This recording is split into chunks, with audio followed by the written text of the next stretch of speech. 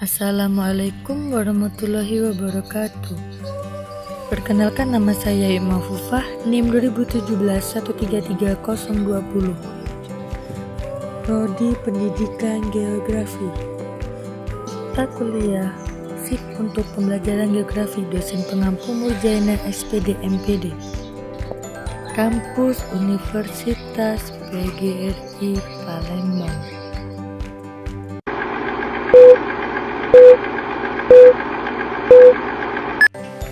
Baiklah, kita akan membahas tentang Sistem Informasi Geografi atau yang sering disebut dengan SIG.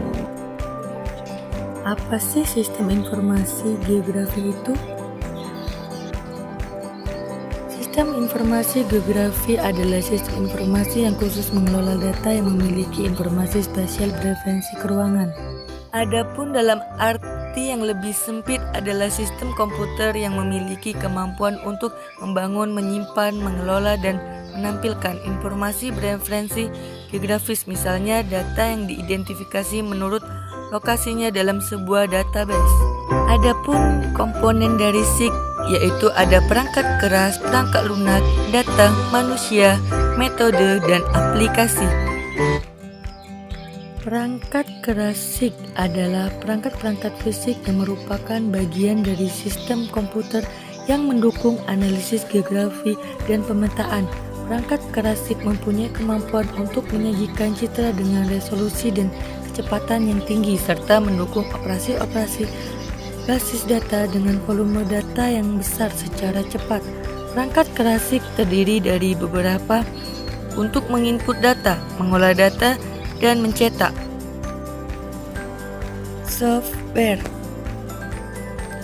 Perangkat lunak yang digunakan untuk melakukan proses, menyimpan, menganalisa, dan memvisualkan.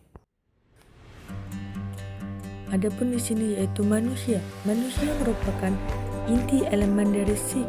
Selanjutnya, metode merupakan cara atau tahapan yang dilakukan dalam pengoperasian SIG mulai dari awal sampai akhir.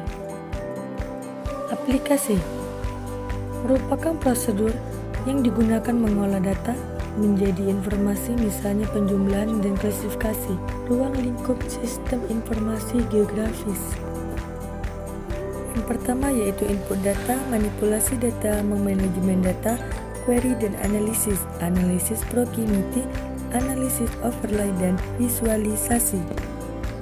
Baiklah, kita akan membahas materi berikut ini. Selamat menyimak.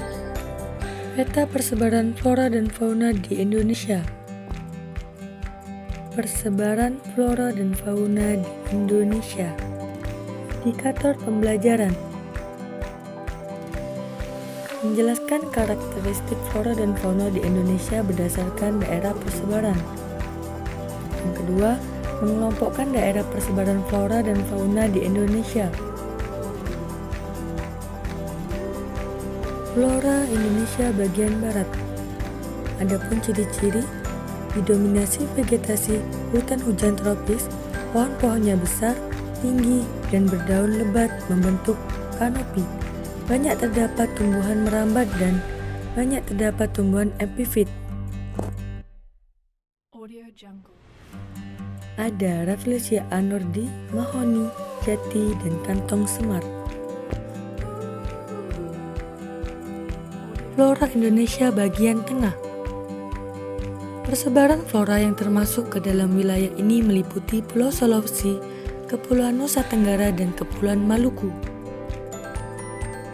Wilayah Indonesia bagian tengah termasuk dalam wilayah iklim AM, tropis sedang, memiliki curah hujan kurang dari 60 mm per bulan, yaitu contohnya lontar, anggrek serat, cendana, dan cempaka hutan.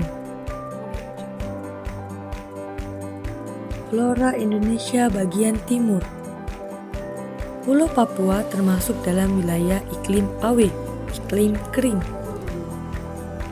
Wilayah iklim AW biasanya memiliki curah hujan kurang dari 60 mm per bulan dan rata-rata curah hujan tahunan lebih rendah daripada iklim AM. Wilayah ini terdapat hutan sabana dengan ciri-ciri antara lain terdapat padang rumput, semak belukar, dan pohon-pohon rendah. Contohnya Eucalyptus alba dan ebony. Fauna Indonesia bagian barat. Ciri-cirinya terdapat hewan-hewan yang mirip hewan di benua Asia. Adanya binatang menyusui mamalia berukuran besar. Banyak dijumpai berbagai jenis kera. Daerah persebaran di Pulau Sumatera, Jawa, Bali, dan Kalimantan. Contoh faunanya adalah gajah, harimau, badak, tapir, orangutan, dan siamang.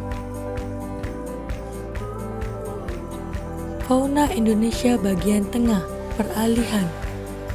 Ciri-ciri atau karakteristik bersifat khas dan berbeda dengan hewan di Indonesia bagian barat dan timur. Jenis fauna atau hewan pada daerah ini ada yang bersifat endemis hanya dijumpai di daerah itu saja. Ada juga yang berasal dari daerah lain. Daerah persebarannya di Pulau Sulawesi, Pulau Timur, dan Kepulauan Nusa Tenggara. Flores, Sumba, Lombok, Komodo, dan pulau-pulau kecil di sekitarnya. Contoh faunanya yaitu komodo dan biawak di Pulau Komodo, Nusa Tenggara Timur, anoa di Pulau Sulawesi, babi rusa di Pulau Sulawesi dan bagian barat Kepulauan Maluku, burung maleo di Pulau Sulawesi dan Kepulauan Sangihe. Fauna Indonesia bagian timur. Ciri-ciri atau karakteristik. Yang pertama yaitu hewan di wilayah Indonesia bagian timur memiliki banyak kemiripan dengan hewan-hewan di benua Australia. Dijumpai adanya binatang berkantung. Jenis burung memiliki bulu berwarna-warni. Terdapat sedikit jenis kera. Daerah persebaran yaitu di Papua dan pulau-pulau sekitarnya.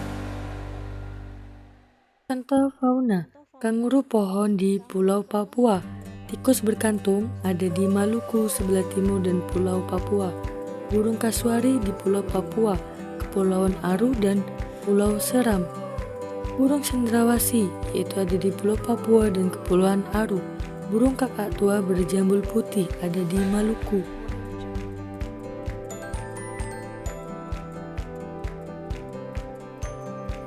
Adapun kekayaan alam Indonesia yang luar biasa menjadikan Indonesia memiliki keanekaragaman flora dan fauna. Namun, saat ini beberapa jenis flora dan fauna terancam punah.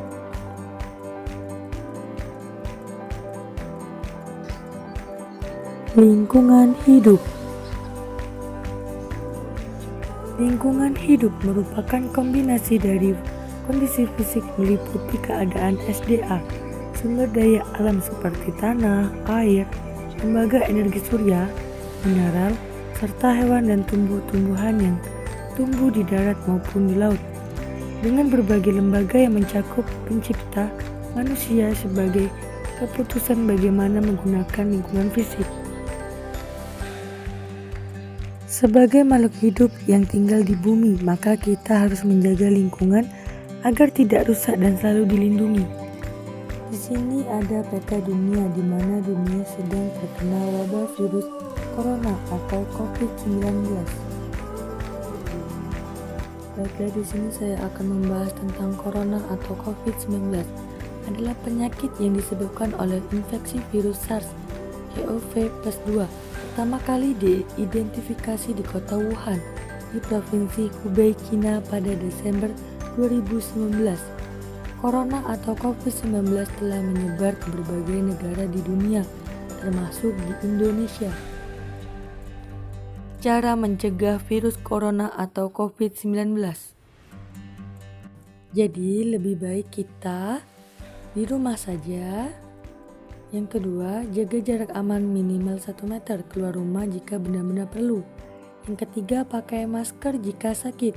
Yang keempat, rajin cuci tangan dengan air dan sabun. Dan yang kelima, makan makanan yang bergizi. Baiklah, di sini kita dapat mengambil makna dan kesimpulan bahwa sebagai makhluk hidup yang ada di dunia, sentiasa kita harus menjaga bumi dan dunia kita agar selalu sehat dan bersih.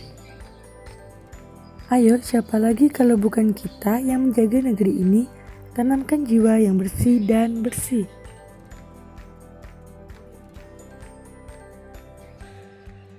Terima kasih telah menyimak, semoga bermanfaat.